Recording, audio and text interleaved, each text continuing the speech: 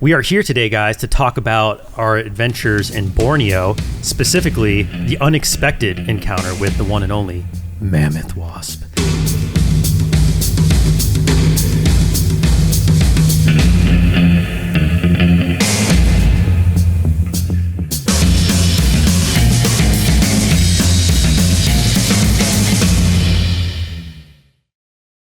This episode of Becoming Brave is brought to you by Summit Adventure Fuel. Unlock your next adventure and get there. So we're here today to talk about really, I would say like a landmark adventure for Brave Wilderness. First time to like the real wilds of East Asia as a team. We spent a week in Thailand previous to going to Borneo.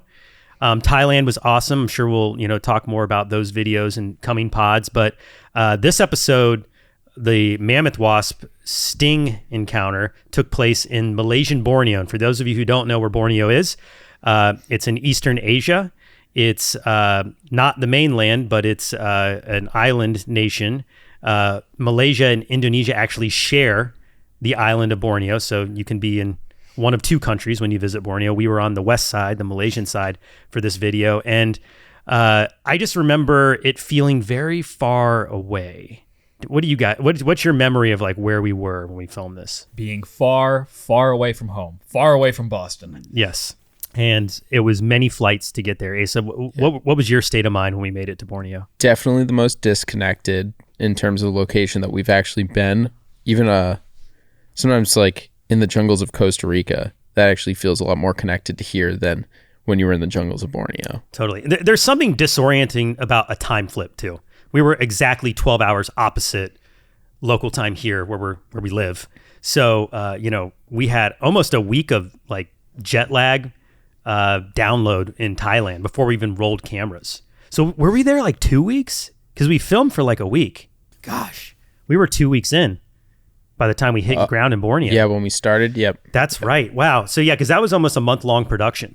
And we had filmed, I think, 4 or 5 videos in Thailand.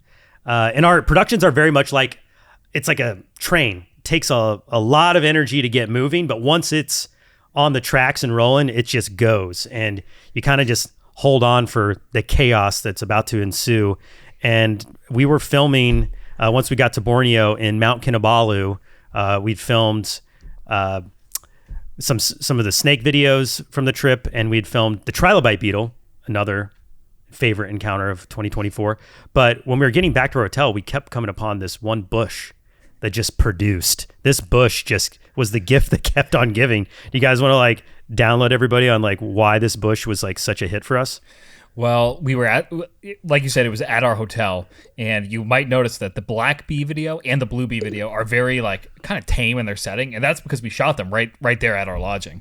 But there was just something about that one particular bush that just, I don't know if it was like some sort of light that maybe the insects can see that we can't, but they were just drawn to this thing. It was definitely like the epicenter of like air traffic of all flying insects. And every day we would like literally find something new to film. It got to the point actually on the trip, even beyond this video that we're going to talk about, where we had to like literally stop. We're like, we have to move on. I think we literally filmed like 4 or 5 episodes from that one tree or bush. It was wild. Woo! Look at that. And how many of you watching right now would love to be standing right here with me, appearing on the Brave Wilderness channel? Well, now it's your turn. For the first time ever, we're inviting anyone brave enough to join me and the crew on a real Brave Wilderness adventure starring you. Our expedition will take us to Zion National Park, where we'll be staying at some awesome campgrounds right next to all sorts of adventure activities, including canyoneering, rock climbing, and searching for real dinosaur tracks in the deserts right outside of Zion. And of course, it wouldn't be a Brave Wilderness weekend if we didn't go looking for some seriously bizarre creatures. Not an animal expert? Not a problem. There's gonna be something for everyone on these epic adventures. Over 3 unforgettable days, you'll also hike stunning trails, make lasting friendships, and learn the secrets of what it takes to make the world's most viral wildlife videos directly from me. So click the link in the description or follow this link here so you can join the email list. Tickets go on sale February 14th, noon Eastern, 9 Pacific. this is a review of a video, if you will. We're going to dive into some of like the things that obviously didn't happen on camera, but this one's actually super special because it was so unexpected, and the animal, the mammoth wasp, was so incredibly rare. There's like, we could have gone to Borneo, I don't know, a dozen more times and not encountered this animal. And I think without further ado, we should probably crank the video and we'll let the audience catch up with us where we're at in this point in time before the catch. Yeah, let's Let's get roll into it. it. Okay, cool. Here we go. What just happened, Mark? I just took the world's first ever sting from a mammoth wasp. Look how fuzzy it is. I've caught and been stung by some of the Pandan. rarest insects on the planet, putting my body on the line against venoms Hold that on. are How many in that frame were from the one, two of that frame are from the same bush? That's hilarious. Okay, moving on. on the line against venoms that are completely undocumented by science. But in the hills of Borneo, my journey faithfully crossed paths That's a cool with map. perhaps the rarest creature I've seen to date. It is a miracle we had our cameras ready to record this 1 in a million catch. You can definitely tell we were not ready for this catch. Look at the camera action. What is that? Holy mother. That is a monster bee, guys. See, I thought it was a bee. Oh my gosh. I think that's a mammoth wasp. So that's a little movie magic right there. Immediately swap. Yeah. We cut in. I think that's a mammoth wasp because the hand to God answer is I had no idea what we had caught. Like, we were not expecting to catch that wasp. I had never heard of a mammoth wasp before, which is kind of amazing given what we do, like that we had not heard of this creature. But, we were actually trying to film another B-roll segment for the carpenter bee video we had shot the day before. We wanted to get some more B-roll shots of a carpenter bee. And like, I thought that was a bird flying into the bush. I thought it was like a hummingbird or something. And when I saw that it wasn't and that it was an insect, I instinctively just swooped. Thank God you guys had the cameras somewhat rolling. You had a little bit of camera bobble there to get them up and, in frame. But yeah, like, I had no clue what that was until we started doing some research on our nature app. Did you guys know? Did you guys have any idea what it was? No clue. No. I didn't know like a flying insect could be that large. From like the silhouette that I saw, like as I was like running up to you, I was like, oh, it's a bird. Yeah. It's something big. And you heard me say bee, right? Yeah. Because we've been filming these giant carpenter bees, like the biggest carpenter bees I'd ever seen. And then, you see this thing and it's completely covered in fur. So, and given its size and its mandibles were like, bear jaw. They were like bear traps. And it was just unbelievable that this thing was in our net. I immediately knew that, like, jackpot, we've got a winner here, guys. Like, this is definitely going on the bite sting index. I just had no idea how rare it was. And, not until we did some research did we figure out that this mammoth wasp, this particular species in Borneo, they are found other places in the world where they can be more common, but these giant mammoth wasps from Borneo were extraordinarily rare. There was an entomologist who had written a blog post about his time in Borneo. And after spending years in the field every day searching for insects, he had only encountered this species twice. So once we found that out, we dubbed in the line, I think it's a mammoth wasp. And we got off to the races and the gears of creativity started cranking of how we were actually going to pull off this video because I had so much trouble filming the previous days. Carpenter bee. Andrew, do you want to tell everybody about that? We had more than a few escapees. More than a few. I counted 5. So that made the cut of the video too. So we had gone to this magical bush that kept producing, and we caught some bees, and one of them was the one that ultimately gave you the first sting, which was like kind of a so-so sting, but it flew away. And we went back to that bush, and we kind of established at that point that it worked out for the best because we thought that all these bees were going to be the same exact size. And then we found one of the black bees that was like 3 times the size. And that's the one that really walloped you. It didn't even fit in the container. Yeah. Its wings were like tucked in because it was so big. But yeah, like it was incredible how many I lost. I felt so bad for you guys because we had to reset so many times. So needless to say, this thing's got some big wings. It's got some power. Yeah. We were definitely nervous about it getting away. at this point. Hey, so what were your thoughts? I was just thinking back to the 5B shoot of, I think it turned from being like an hour and a half shoot into like a 5-hour endeavor of being like going back down. The sun was going down. Yeah, like it was a race against time at that point. Well, there was a reason we had to go back and film more B-roll. We lost light that day. We barely got the episode, like the main video in the can by sundown. So we were actually back. Silver lining, never would have caught that mammoth wasp without it. So everything happens for a reason, guys. It just goes to show you sometimes, me losing the insect's not a bad thing.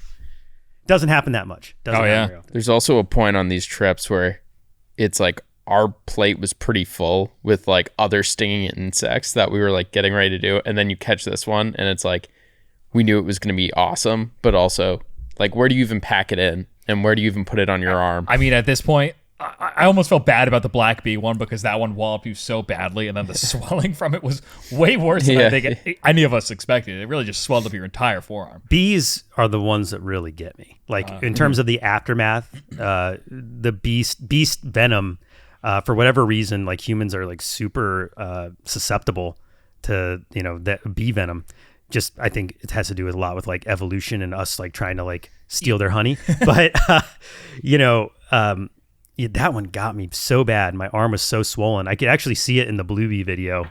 Really bad. My hand was like a giant mitt. But this catch obviously was very unexpected. We were not planning to catch a mammoth wasp. And once we had it, one mammoth wasp, and had so many escapees the day before, we were like, we can't film this thing the same way. So let's watch a little bit more of the video, and we'll get into like how we actually designed the actual sting test for this one, how it was different. Giant skulled wasp, or more famously known as the mammoth wasp. Not only because of its massive size, but also because it is completely covered in hair, just like a woolly mammoth. Oh my goodness, and it is as intimidating of an insect as I have ever seen. Actually, it's bird size. It is. That is like the biggest insect container we have. Like I almost didn't bring it on the trip. Oh wow, yeah. It actually dwarfs a tarantula hawk. I mean, look how big that container is. Way worse. You could fit a bird in. And let me show you why. I want to zoom into that head. Enormous mandibles on a menacing yellow skull cap right on top of its head. That is like the coolest feature about it. I know everybody's like, oh, it's huge and like it's covered in hair. It's like a living it's like a living monster. But to me, the head was so like standout. That big like yellow skull cap and those giant jaws. Super intimidating. On a menacing yellow skull cap right on top of its head. Reminds me of a gigantic yellow jacket, or dare I say, the murder hornet. And who knows, maybe one day the mammoth wasp will be known as the murder wasp. Ooh, now, there's not much known about this species. To say it is rare does not do it justice. The reason you've likely never heard about a mammoth wasp before is because they are almost never seen, even by scientists. I saw a blog post from a scientist who I literally just told the story. I'm supposed to be telling behind the scenes stories. For 3 years, 2 to 3 hours a day, and has only seen I had forgotten we put this in the video. Can you imagine? Over 1,000 days of searching. So the fact that we have caught one is amazing.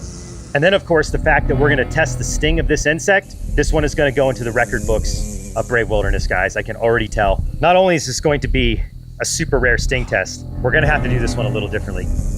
So I'm not willing to take any risk with this one. We want to be indoors while I do the sting test, just in case this wasp is able to pry its way out of the forceps while I have a hold. The chance to take a sting from this wasp and see what this is like is never going to come around again. I fully expect the sting of this wasp to be excruciating because it is a parasitic wasp. Let me show you what this wasp is out there hunting. It's cool that we actually found this coming up. Which it does eat. Totally randomly. It's hunting for these. I mean, you always have one of those in your pocket, right? Oh yeah, I travel with them. No. The grub of the atlas beetle. You see, when these wasps find an atlas beetle grub, they will sting it, lay eggs. See, like, that's an impressive insect in itself. Yeah. The fact that that's the food, like that's their larva is the food for this thing. That's crazy. That was huge. And I believe it actually hurt to hold because like those claws on a yeah. smaller Yeah. beetles, like you can't barely feel it. It's like Velcro. Those claws dig into you. And I remember filming this being like, I'm getting scraped up by this damn beetle. But the fact that we found that like with the scene just haphazardly, so awesome. It kind of speaks to the biodiversity of that area. It's just, and like the biodensity really. Because like that was just, we just like picked that right off the tree that was right next to where we decided to shoot this. It was just right there. I was like, huh. Along with a bunch of like giant snails and giant spiders. There was like the forest snails just all over the trees. It was a very special place. Yeah. Sometimes, we have to like really put the work in to find the creatures and to like keep the momentum of the adventure story unfolding. But Borneo is like the total opposite of that. It almost got to the point where we had to say, whoa, whoa, whoa. Like, we have to slow down. We're finding too much stuff and we can't possibly film all this stuff. A return trip to Borneo is going to happen without question, for sure. Eggs in it, so it's a built-in meal for the baby wasp. But because they use their sting to paralyze supersized grubs, it's going to need to have a super paralyzing sting. And at this size, the amount of venom that sting is going to deliver, this will probably be the worst sting from a flying insect that I ever take. And that's what I truly felt at the time. Like charts on the BSI. Let's go inside, set up the sting table, and see what the mammoth wasp is really made of. Let's go.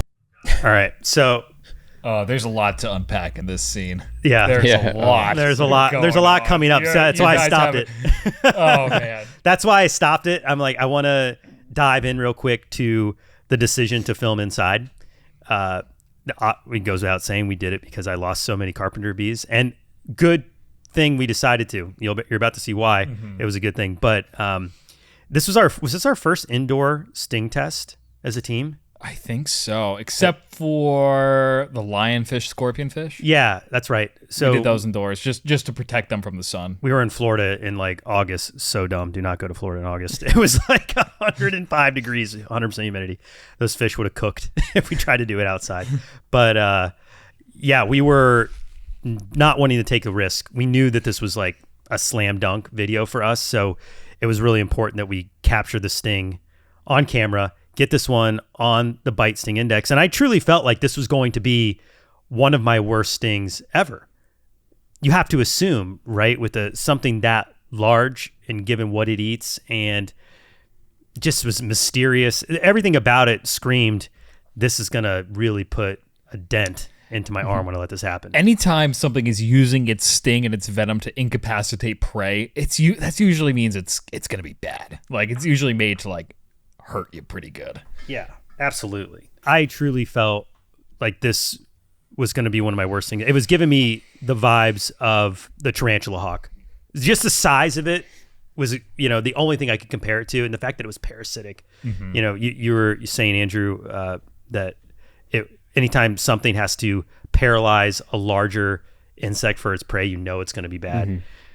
And I'd already been walloped on this trip. Like, I had taken some pretty massive stings at this point. I think this was sting video number 6 or 7 on the production trip. So yeah, I was ready to get into it, but we weren't about to let this one, slip away. We knew that it was going to be a big winner for the bite sting index, and probably, an insect we would never encounter again. I don't care how many times we go back to Borneo, which likely won't be very many, but we will never see another mammoth wasp. You could do this 100. You can make that trip 100 times and not see it. Yeah. I mean, I think it's almost pure chance. Yeah. Like you couldn't track it. It just felt like everything was happening as it should until we got inside. Here we go. The team inside this room here.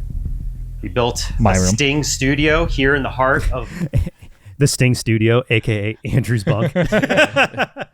Borneo. And as excited as I was showing you this mammoth wasp, now is the moment where every sting test, the reality sets in that I'm going to have to go through something usually uncomfortable. In this case, I think excruciating. Beautiful country. Look at that backdrop there. yeah, it's pretty wild. And you can see right in front of the little orange pickup is the little tree, really tiny. Right Look at there. that. That's right the there. one. That's the giving bush. The giving bush. It just kept giving us videos. So generous. It's the appropriate word. And there it is. Right there. Here we go. That's a real noise. That's the real actually the sound. sound of your door. Not creepy. Great anti-theft. We're locked in. Had we done this outside and the mammoth wasps were to escape, there is zero chance we would find another one. This is a one-shot deal. No matter what happens, the mammoth wasp is going on the bite sting index. What happens to me, that's what we're about to find out. Got forceps here, all right? Because there's no documentation as to the effects of this sting or the venom of this species. So that's one of the cool things about the bite sting index. Like, yeah, we make a lot of these videos to be entertaining, for sure. We're an edutainment brand. Our goal is to make people excited about nature by, giving them topics and stories that are sometimes shocking and like make you want to click and get you ramped up and excited to share it. But there's also like the educational side, which is you can go online and you're not going to find anything about what's going to happen if you're stung by a mammoth wasp. Like was truly uncharted territory. So this is one of those videos that I really feel like proud of, not just because it's a great execution of like what we do in the field, but also because we're really breaking ground in information. Like we're showing people what happens in the wild. I mean, if you had a really like intense swelling anaphylactic type reaction, this is definitely an insect that like someone who is allergic to bees would absolutely want to stay away from. And that's like, that's information that just doesn't exist right now. Totally. So we were, we're writing history in a way when it comes to the insect stings and some of these like more bizarre encounters. EpiPen. And then, of course, the hydration. Oh, there's the Summit. Actually, I can take a drink right now. Okay. This is a big one, guys. Had a lot of big stings over the years. Those wings. But I don't think anything is quite as impressive as this mammoth wasp. If this is anything like the tarantula hawk, get ready for some fireworks. Oh, fireworks, Andrew. Andrew edited this one, guys, just so everybody knows. It's just a little fun. Just a little sprinkle. Andrew likes to bring in the sound design and those little extra graphical details. Really makes the videos fun. We all appreciate it, Andrew. Thank you. Yeah, you're welcome. Take a sting on my right arm because it's pretty flared. Oh, Look at that. God. Oh, no. Look at how jacked up my arm is still. That is from the black bee, and the amount of swelling that I don't think any of us expected. Like the water balloon. There's the black bee right there. Oh, wow. That's what I lost 5 of, guys. Wow. And we had done like a little like there's the smaller one that you've been stung by probably multiple times prior, and it didn't leave nearly the same mark. For this sting. Now, everybody be aware, this wasp can easily escape. Be ready to react. Here we go. You guys ready? I'm gonna try to get it out. We're gonna see if we can do it without them. It senses that.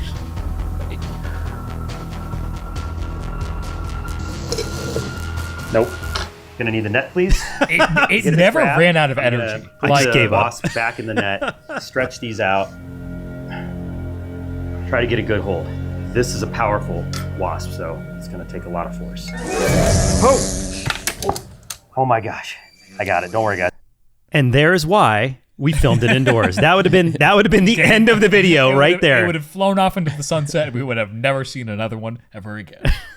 What's going on, guys? I am so excited to tell you about my brand new product, Summit Adventure Fuel. This pro electrolyte mix has taken me 2 years to develop, and I'm so excited because it's finally available to you. Summit Adventure Fuel is made with the best quality ingredients. We're talking top grade magnesium, potassium, and sodium. And the flavors in this make it taste incredible, and it's all natural. It's sugar-free, non-GMO. And now, you don't need to take my word for it. It is available to you on summitaf.com. or click the link in the description below. You're gonna love it. Don't worry, guys. Oh my gosh. Talk about aggressive. Let's try to get it like. All right, there's a good. So I want to point out here. See all the stuff on my arms? We forgot to clean this table, which was living outside of Andrew's room prior to the video. So if you see my arms just covered in gross stuff, that's not because I was like army crawling through the jungles of Borneo. That's literally because we forgot to wash the table. Whoops. Up in the net here. This wasp is trying to dig, not going up like I expected. All right, come on. Up, up, up. Up, up, up. Come on. Come on. Go up. Go up. Get in the net.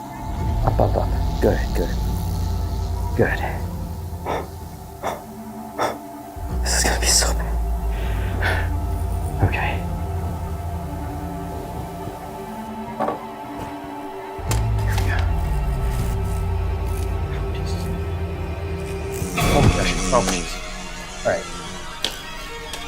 Trying to escape? This is why we're doing it inside.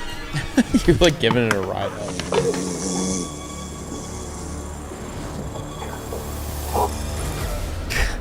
Oh my god. Look at its abdomen just going into sting mode right away. Holy moly. My heart. Let's go back to that shit.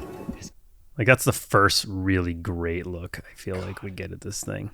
Look at that. Those jaws. I mean, those jaws could spread as wide as your thumbnail if they wanted to. Totally.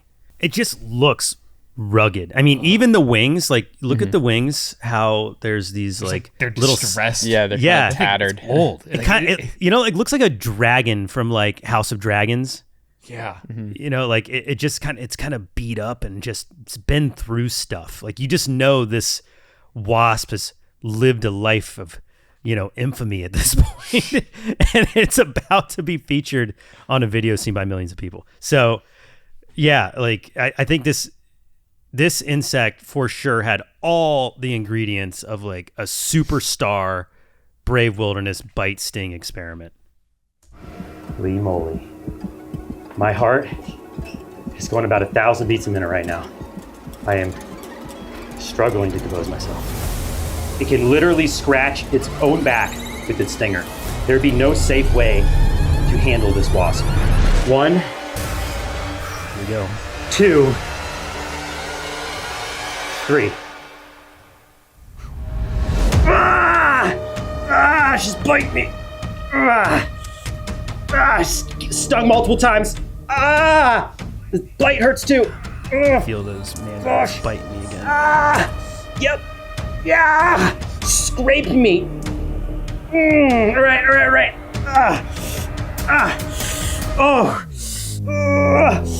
So there's a stinger coming out Oh yeah, look at that. right there. I think it gives you another like little tap at the end too, It as a parting gift. It did. So people are probably wondering, especially if you haven't seen the video before, why am I letting it sting me so many times? And that's because in order to really qualify a sting, I need to make sure like it's a full punch. Like we had just learned the previous day, like a warning sting from the carpenter bee pales in comparison to a real sting from a carpenter bee. So I wanted to make sure we're going to get a real test with this mammoth wasp. And I was just waiting for it. It just kept biting my arm. I more than anything felt the jaws chomping into my skin. And then it was using the back of its abdomen where the stinger is almost to scrape me off. It was like scraping its stinger along my skin. And I was just waiting for it to actually hit me, like give me like a good shot of venom.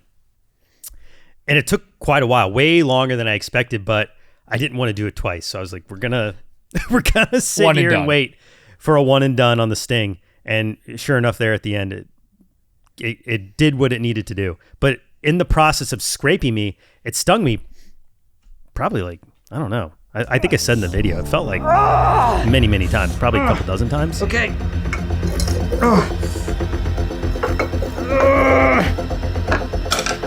Describe the pain mark. It's building. She stung me so many times.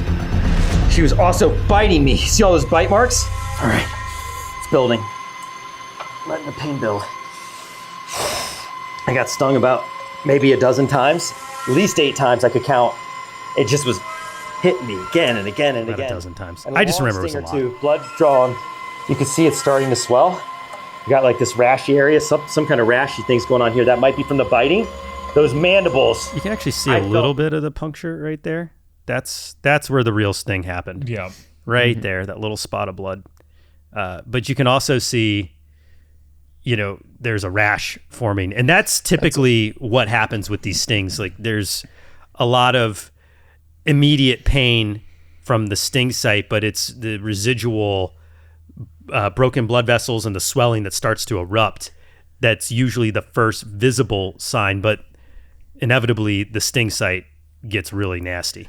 It's also on top of where you had the fireworm sting. That's right. or That's spine. right. Yeah, some of So, that Yeah. right here, like this stuff, that's probably, the fireworm reigniting, because a fireworm, for those of you who haven't seen that video, is a bristleworm, lives in the ocean.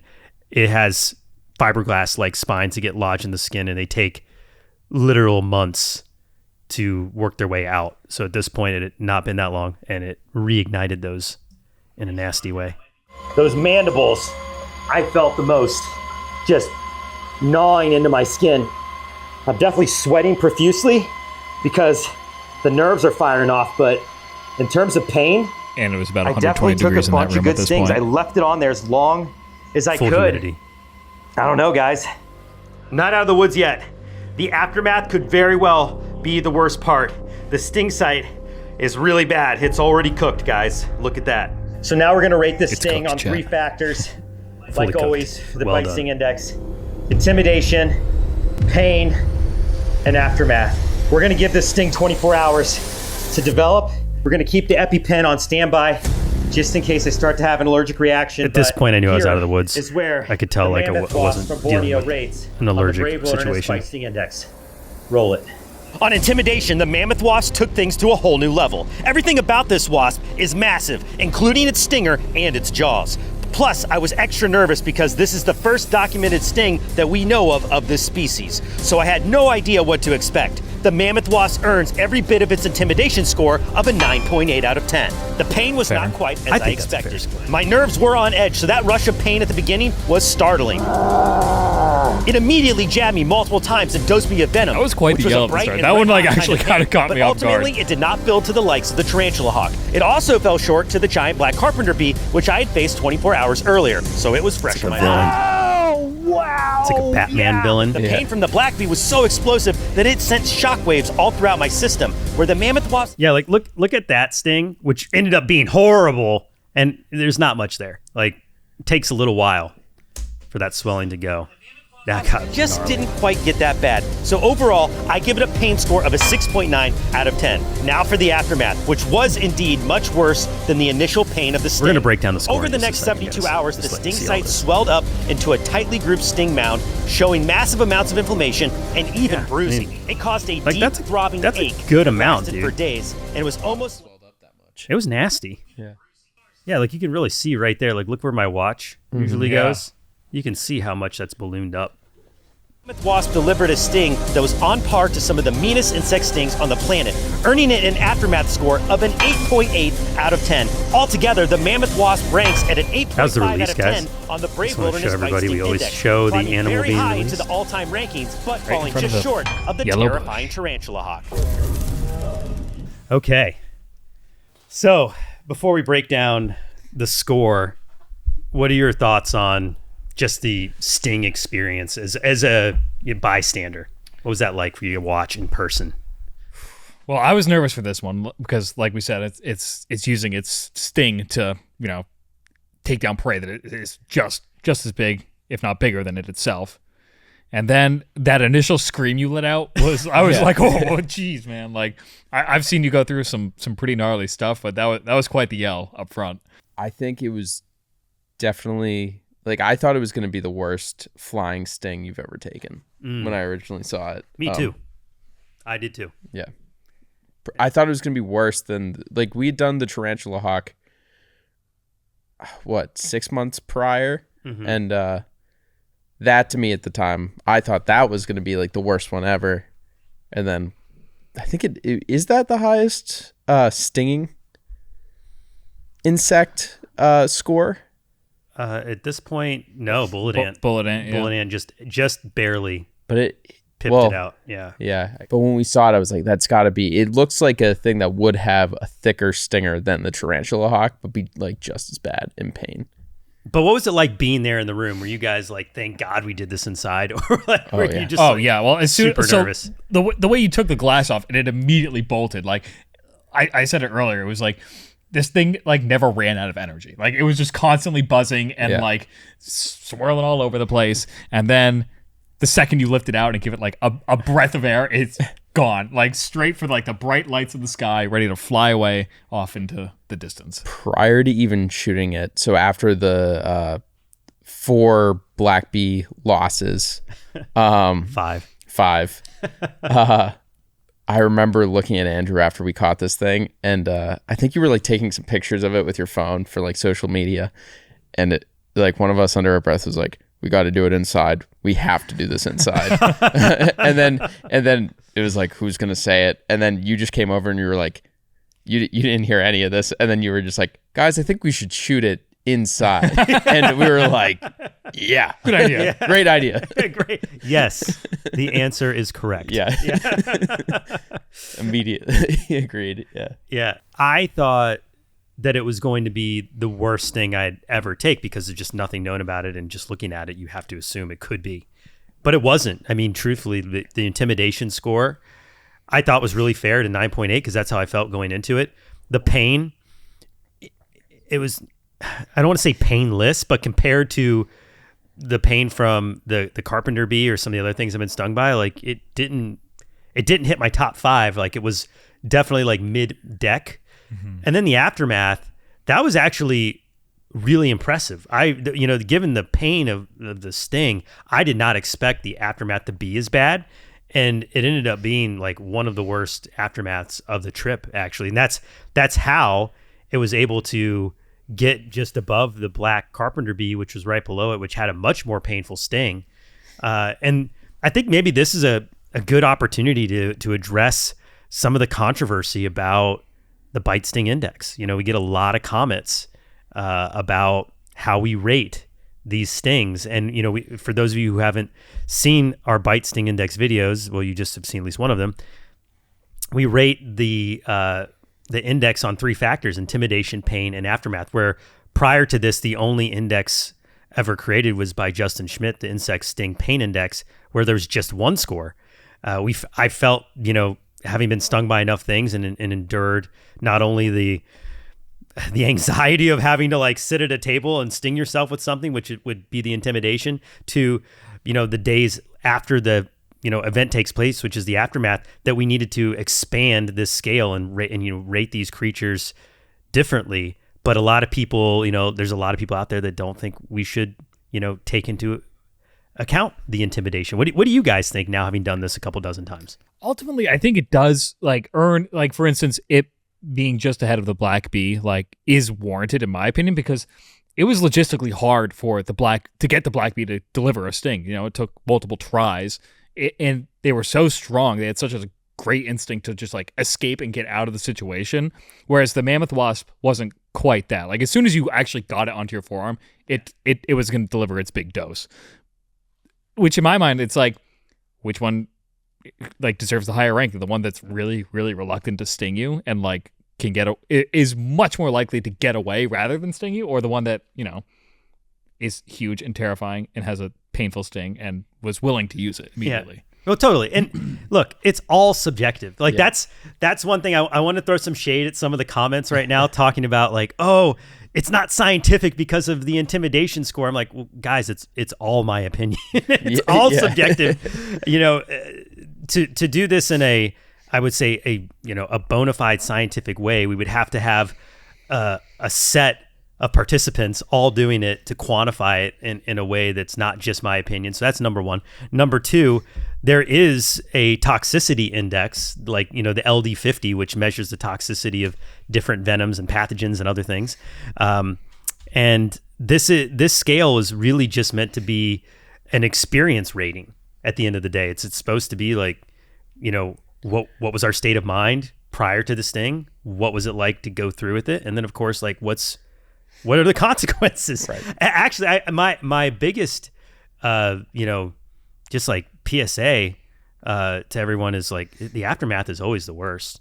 It's always what you have to endure the days after going through one of these stings. And if you ever want to know what creatures you really need to be worried about, pay close attention to that aftermath score. Right. I mean, what do you think, Asa, about the intimidation factor? Are you in that camp of maybe it should be paired out? What do you think? Originally, I kind of felt that way, or at least that it should be weighted less than the others. But the more you think about it as a whole experience, intimidation is kind of the pre-sting factor. Right. And let's just say you encountered one of these things out in the wild yourself. You got to think if that actually stung you, how much of an impact is the visual of it stinging you going to impact how it maybe even feels? Totally. So it's the unknown of having that coming at you and then say getting hit by it is going to be a lot scarier than like a normal bee. Yeah, and dude, even if they hurt similar, like you don't need to be stung by a mammoth wasp to understand that getting stung by a mammoth wasp is really scary. Yeah. I was terrified going into this sting. The same goes if you have more information about something, like let's say the bark scorpion, which is at the top of the scale right now. Yep. People know maybe not forever. There might be a video coming. I don't know. I'm just saying, might be another one, but we'll see. But if you have more information on it, which most people know what they are if they see them, at least in the areas that they inhabit, how dangerous they are and how painful they are. So that adds to their intimidation. You know that they're bad, even though they're not the biggest scorpion out there. Yeah. And I think what we're doing is so unique in terms of intentionally being stung and going through all this psychology of like the before and the after. It's a really unique opportunity to quantify it. Now, can I agree with some of the comments out there and some of the opinion that we should do an index without the intimidation factor? I could see that, and maybe we will. Actually, that could be a fun podcast to maybe re-rack all of these insect sting experiments into just the sting and the aftermath and see where things landed, like what positions change and how that would change things. I would say it probably changed the index quite a bit, actually. Mm-hmm. Andrew, what do you think about that? I don't know. Deep in thought. Yeah. Do you want to re-rack it or no? Like, would you be up for something like that? Oh, if I'd be up to film you getting stung by more stuff. Oh no! I don't want to redo it. No. That's not what I'm saying. I'm saying like, do we want to like just see where the order falls if we take off the intimidation factor? That would be intriguing. I wonder how much it would shift though. Like I don't think it would shift all that much. Would you rank? So obviously we haven't been stung by all the things you've been stung by, right? But do you agree with Mark's rankings? Because we've seen them all. Like I've seen you've been stung or bit by all of these in person. And I don't know if my ranking would be the same as yours without being touched by them. I would say that the further I go down the lineup of these sting experiments, it does change my perspective of earlier stings. Like, so some of those initial stings might be worth revisiting. Not like to do over, but we may need to update the ranking and the score just because of how the other experiments have gone. Does that make sense? Like, how about that bullet ant? Oh, the bullet ant's still serious. It's still really bad. I just have so much history with the bullet ant, not only through coyote stings, but my stings, multiple stings at this point. Taking 60 seconds, like full venom dump. Like I think I'm too close to that to be intimidated the same. Right. So I try to put myself in the state of mind as somebody encountering them for the first time, or try to think back of like what it was like when we first saw them. We were so nervous around bullet ants when we first filmed that video. I remember going to that bullet ant tree and like walking around the tree and being very like hyper aware of like what was crawling on me and where my foot was being placed. Now it's like I'd walk up to a bullet ant and just pick it up. So yeah, that experience factor definitely like blunts my sensitivities to it. I think if we it almost feels like a rite of passage if you're working at Brave Wilderness long enough that you have to take a bullet ant sting, at least in my mind. Are you volunteering? Is that what we're hearing right now? If we get to enough subscribers on the pod, I think 1 million would be warrant really a bullet ant sting. Yeah. Wow. Let's hear in the comments. Would you guys want to see the crew start their own little index if we hit 1 million subs on the pod? An index of one bullet ant. And then I'm good. No. You got to do them all. Yeah. You got to do the whole set. Well, guys, this has been awesome. I always like doing this. I'm hope we get to do more here on the podcast. Reliving some of these more infamous moments are always fun to look back on, and it's funny how much you remember, but how much you forget at the same time. So hearing you guys like fill in some of the blanks for me is nice. For those of you who have been following us on the podcast, this is episode 2. We've got more to come. hit us up in the comments section. Tell us what other videos you might want to hear some behind the scenes stories about, or what other topics you just like to hear in general. We will be having all kinds of guests, and we have a lot of plans for this podcast. So it's not stopping here. It's only starting here. What's going on, guys? I am so excited to tell you about my brand new product, Summit Adventure Fuel. This pro electrolyte mix has taken me 2 years to develop, and I'm so excited because it's finally available to you. Summit Adventure Fuel is made with the best quality ingredients. We're talking top grade magnesium, potassium, and sodium. And the flavors in this make it taste incredible, and it's all natural. It's sugar-free, non-GMO. And now, you don't need to take my word for it. It is available to you on summitaf.com. Or click the link in the description below. You're gonna love it. Andrew, you were about to say something? I have one parting bit of behind the scenes to share from this video still that hasn't been. Oh my gosh, I'm sorry. I did not mean to cut you off. No, I actually think I know what it perfect. is. It's perfect for the very bitter end for the folks still listening. Okay. The smell of that room after you guys left was unbearable. So that was my room, and if you and there's this split second where you like are whipping around the GoPro, and like you can just briefly see who's in the room. It's me, Asa, Max, and Lockie from Australian Wildlife Encounters, and you. So you have what, like six, like five sweaty dudes. Five sweaty dudes. Full jungle funk too. Yeah, Do not shower. No showering for like weeks at this point, literally, and then we're all just getting sealed in a room with 100% humidity for like 90 minutes.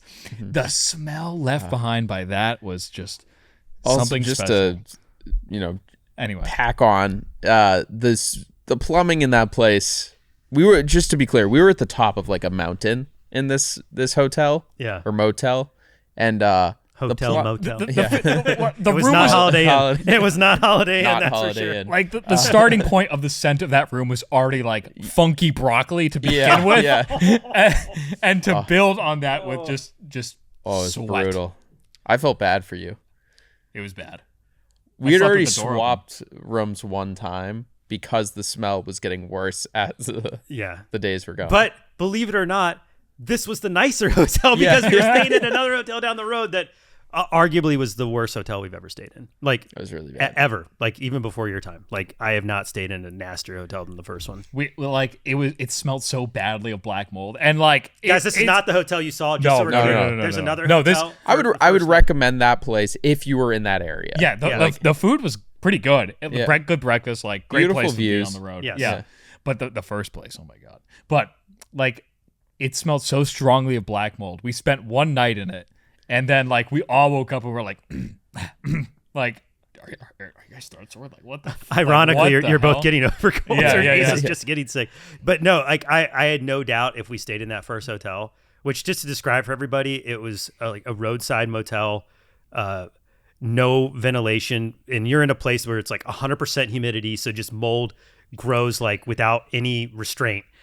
And this room was funky. It just, you walked in and you could feel the mold growing on you. It was gross. And the bathroom setup was the weirdest thing I've ever seen. It was like scary. Like the shower and the sink was its own bathroom, and then the toilet was just in its own like porcelain tiled room. We've all talked by enough itself. about this. No sink. But as a fun little segue, I just want to give a quick shout out to my good friend Steve Turk, who just published his first book, Hospitality Unlocked. Great book, Steve. I've read first couple chapters. This is for anybody who's interested in, obviously the hospitality industry, but also business in general.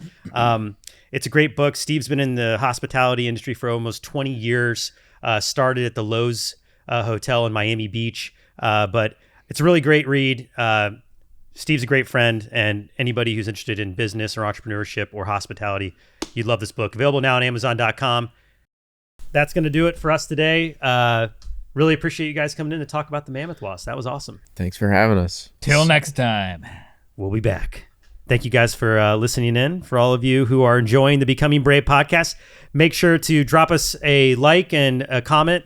Tell us what you want to hear about next. If you want to hear more about the bites and stings, you want to hear about some other adventures in the Brave Wilderness catalog, you want to hear about travel, anything you guys want us to talk about, we're up for it. So really excited to continue to build this series and look forward to the coming podcast in the future. See you next time.